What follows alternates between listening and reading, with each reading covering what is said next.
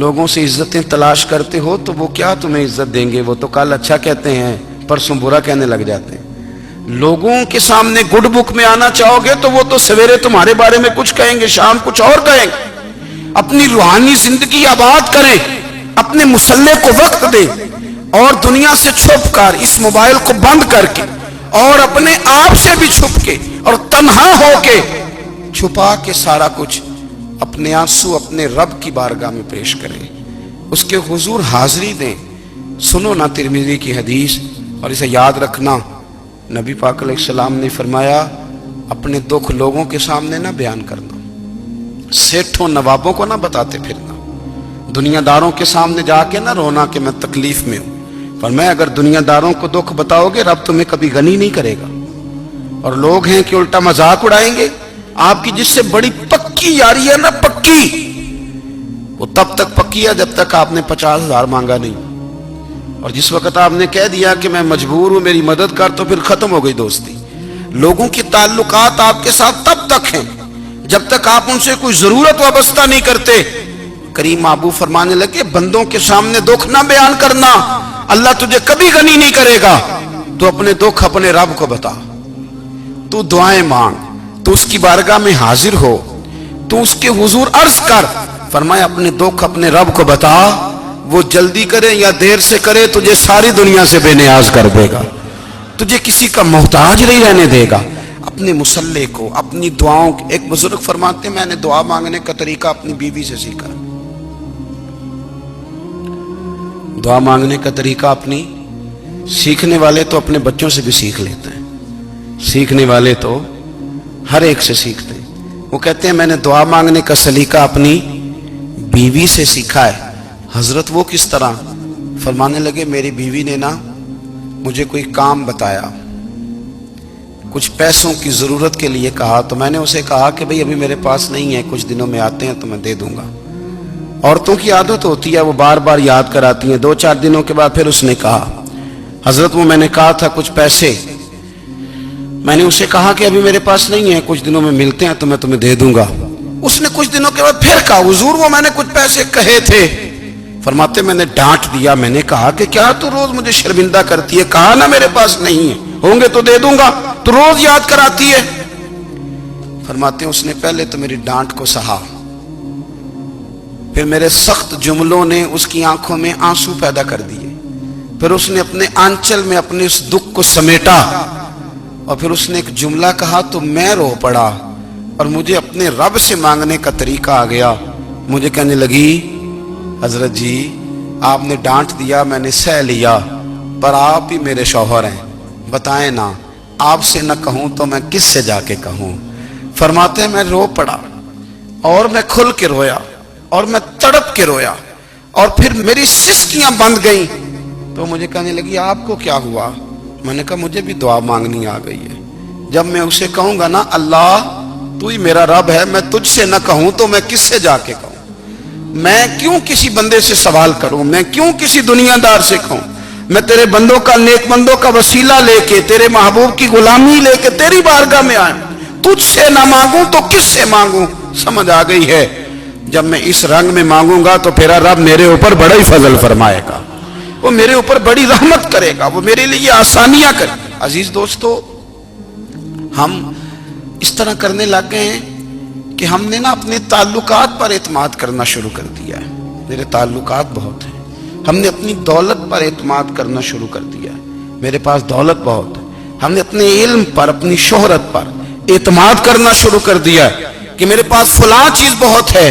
یاد رکھنا جب بے نیاز اپنی صفت بے نیازی دکھاتا ہے تو بڑی بڑی دولتوں والے مجبور نظر آتے ہیں۔ بھائیو جب انسان کا رشتہ اپنے مالک کے ساتھ ہوتا ہے پھر تو غم بھی کچھ نہیں کہتے، پریشانیاں بھی کچھ نہیں کہتی، پھر تو زندگی صبر والی، پھر تو زندگی توکل والی، پھر تو زندگی بھروسے والی، پھر انسان اپنے آپ کو رسوا نہیں کرتا، دنیا داروں سے امیدیں اس کی ختم ہو جاتی، امیدیں اللہ رسول سے لگا لیتا ہے، مضبوط ہو جاتا ہے، مضبوط، طاقتور ہو جاتا ہے، خوددار ہو جاتا ہے، باوقار باعزت ہو جاتا ہے۔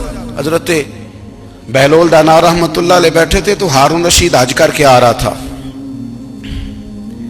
تو رستے میں حضرت شیخ سے ملاقات ہو گئی تو السلام علیکم کے بعد کہنے لگا حضور کوئی حکم ہو تو بتائیے گا. تو حضرت بہلول دنا فرمانے لگے تیرا رب کون ہے؟ اس نے کہا اللہ. تو فرمایا میرا کون ہے؟ کہا اللہ. فرمانے لگے تو بڑا ہی بیوقوف ہے، کیا تو یہ سمجھتا ہے کہ رب ہارون رشید کو تو دے گا اور بہلول دانا کو بھول جائے گا؟ تیرا بھی وہی رب ہے، میرا بھی وہی رب ہے. اس نے اگر تجھے دے کے آزمایا ہے تو ہو سکتا ہے مجھے نہ دے کے آزما رہا ہو. جب اس کی حکمت کے تقاضے ہوں گے تو عطا کرے گا اور دے گا. تو جا اپنا کام کر. بھائی اپنی روحانی زندگی، اپنی عبادات، اپنے وظائف، اپنے روزمرہ کے معاملات، اپنی دعائیں، اپنا استغفار. دیکھو کوئی مشکل کام تو نہیں 2 رکوع ہیں سورہ واقعہ کہ اگر رات کو پڑھ لی جائے تو.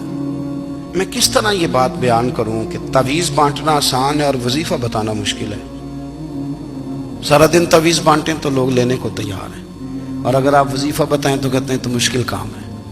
او خدا کے بندے، اگر آپ کا تعلق قرآن پاک کے ساتھ مضبوط ہو، قرآن پاک کے ساتھ اگر آپ کا رشتہ ہو، لوگ سفارشیں ڈھونڈتے ہیں نا دنیا میں کوئی تعلق مل جائے تو میرا کام ہو جائے. دنیا میں اتنا مشکل معاملہ ہے، آخرت میں مجھے بتائیے گا کتنا مشکل معاملہ ہوگا.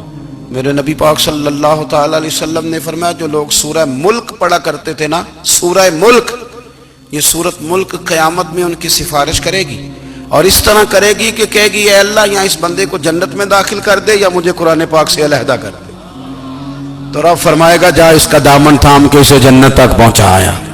آپ بات کو سمجھیں، جب آپ کے تعلقات اپنے معاملات کے ساتھ مضبوط ہوں گے، یہ نبی کریم نے وعدہ کیا ہے کہ تو سورت واقعہ پڑھ تیرے گھر میں فاقہ نہیں آئے گا. حضرت عبداللہ ابن مسعود رضی اللہ تعالیٰ عنہ بیمار تھے تو حضرت عثمان غنی رضی اللہ تعالیٰ عنہ تیمارداری کے لیے تشریف لے گئے اور جا کر کے کہا کہ آپ بڑے بیمار ہیں، آپ کی بیٹیاں زیادہ ہیں، میں چاہتا ہوں کہ خزانے میں سے کچھ مدد کروں. تو سیدنا عبداللہ ابن مسعود رضی اللہ تعالیٰ عنہ اٹھ کے بیٹھ گئے اور کہنے لگے امیر المومنین، اللہ آپ کو میری طرف سے، میری بیٹیوں کی طرف سے بہتر صلہ دے. میری بیٹیوں کو کسی خزانے کی ضرورت نہیں، میں نے انہیں خزانہ دے دیا ہے. کہا جناب آپ نے کون سا خزانہ دیا ہے، میں آپ کے مالی معاملات کو جانتا ہوں. تو فرمانے لگے امیر المومنین، میرے نبی کریم نے فرمایا ہے جو سورت واقعہ پڑھے اسے کبھی فاقہ نہیں آتا. میں نے بیٹیوں کو یاد کرا دی ہے، یہ خزانہ میں نے انہیں دے دیا ہے. وہ سارے والدین سنیں جو بیٹیوں کے لیے پریشان رہتے. حضرت عبداللہ ابن مسعود نصیحت کر رہے ہیں، فرمانے لگے میں نے سورت واقعہ یاد بھی کرا دی ہے، پڑھنے کی عادت بھی ڈال دی ہے. حضور نے فرمایا ہے جو سورت واقعہ پڑھے اسے فاقہ نہیں آتا. کہنے لگے چاند تو اپنی جگہ چھوڑ سکتا ہے، سورج گر سکتا ہے، تارے ٹوٹ سکتے ہیں، پر مدینے والے رسول کی بات غلط نہیں ہو سکتی. حضور نے فرمایا فاقہ نہیں آئے گا تو انشاءاللہ کبھی بھی نہیں آئے گا.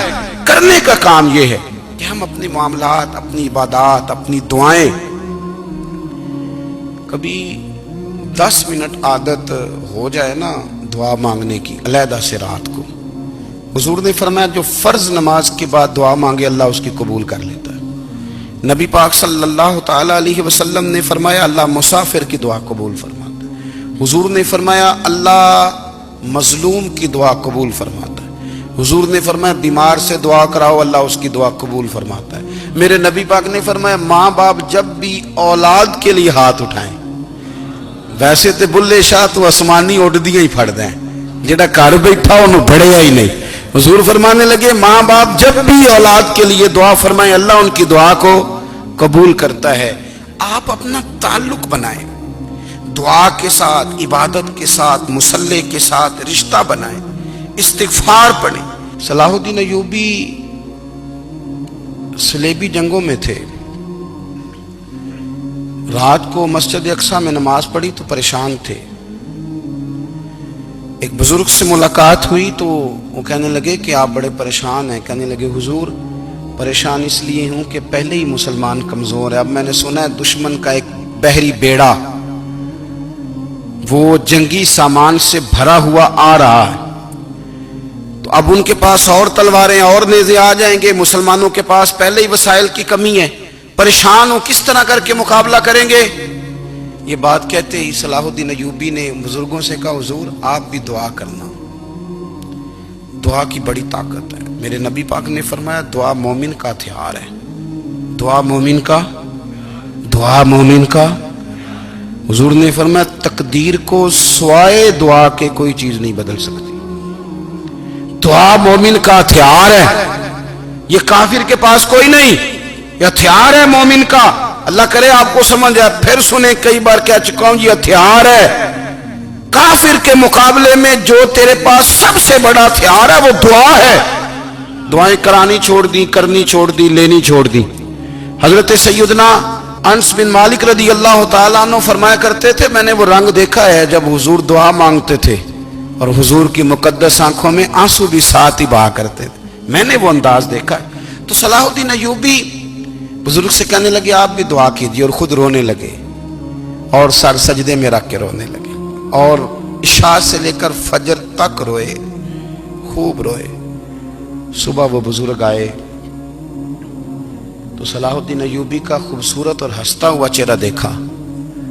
کہنے لگے آپ بڑے خوش ہیں، رات تو میں نے بڑے روتے ہوئے دیکھا تھا. تو کہنے لگے حضور وہ جو بحری بیڑا آ رہا تھا نا وہ پانی میں ڈوب گیا ہے، اب وہ نہیں آ رہا، ابھی خبر آئی ہے تو میں بڑا خوش ہوں. بزرگ کہنے لگے اٹھ سینے سے لگ اور سن ایک بات، وہ بحری بیڑا پانی میں نہیں ڈوبا، وہ تیرے آنسوؤں میں ڈوب گیا ہے. وہ جو تو رات رویا ہے نا رب کریم کی بارگاہ میں تو وہ ڈوب گیا ہے. حضرت عائشہ صدیقہ رضی اللہ تعالیٰ عنہ فرماتی ہیں ایک عورت تھی اور اسے نبی پاک صلی اللہ تعالیٰ علیہ وسلم نے نا وہ کلمہ پڑھ کے مسلمان ہوئی، مدینہ طیبہ آ گئی تو حضور نے مسجد نبوی شریف میں اس کے لیے مکان، ایک سادہ سا کمرہ ساتھ مسجد کے بنوا دیا، وہیں رہنے لگی. اکثر وہ سیدہ طیبہ کے پاس آتی تو حضرت عائشہ صدیقہ رضی اللہ تعالیٰ عنہ فرماتی ہیں وہ بڑی باتیں سناتی اور آخر میں کہتی وہ ہار والا دن بھی بڑا عجیب دن تھا اور میرے رب کی قدرتوں کا دن تھا، وہ بھی بڑا عجیب دن تھا.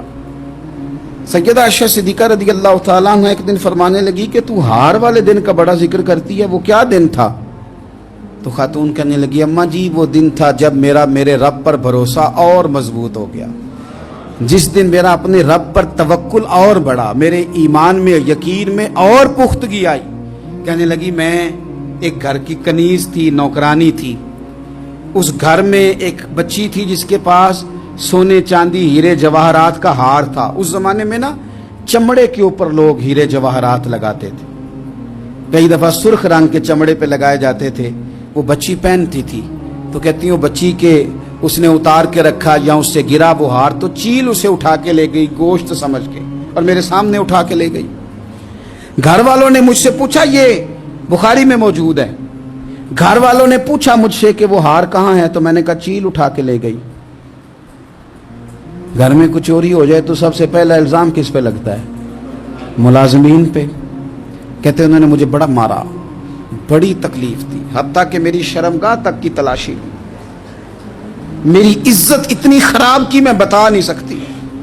میں نے اپنی زندگی میں ایک واقعہ دیکھا، ایک امیر گھر میں چوری ہو گئی، ملازم کو اتنا مارا کہ وہ چارپائی پہ پڑ گیا. پولیس والوں سے اتنی مار پروائی گئی کہ وہ بیچارہ چارپائی پہ پڑ گیا اور پھر وہ اتنا بیمار ہوا اور کچھ دنوں کے بعد پتہ چل گیا کہ چور تو اپنا بیٹا ہے ان کا. پھر اس کا انتقال ہو گیا.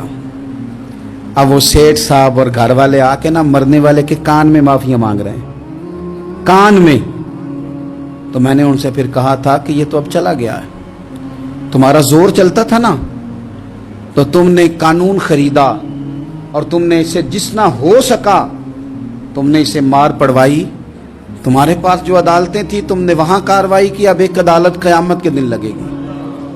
یہ کمزور تھا نا، کچھ کر نہیں سکا.